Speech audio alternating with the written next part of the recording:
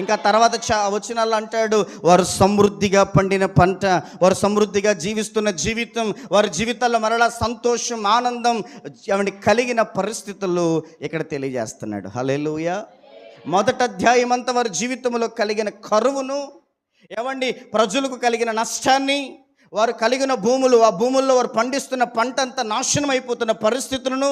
మేతలు లేక పశువులు అల్లాడుతూ రోదనదని చేస్తున్న పరిస్థితులను తెలియజేస్తే, ఇదిగో ఈ ఉపవాస దినముల గురించి ప్రకటింపగా వాళ్ళు దేవుని తట్టు తిరిగి మొర్రపెట్టగా, వారు దేవుని తట్టు తిరిగి ప్రార్థన చేయగా, వారు దేవుని తట్టు తిరిగి వారి దేవుని బ్రతిమలాడుకొనగా, మరలా ఇదిగో వారి జీవితంలో ప్రభు కలగ చేయబోతున్న పరిస్థితులు ఎలాగున్నాయి అంటే, దేశమా భయపడక సంతోషించు, దేవుడు మీ పరిస్థితులు మార్చబోతున్నాడు. అప్పటి వరకు మేత లేక పశువులు అల్లాడిపోతుంటే, అప్పుడంట పశువులు చక్కగా తినడానికి కావలసిన సమృద్ధి అయిన పంట బేళల్లో ఆయన పచ్చి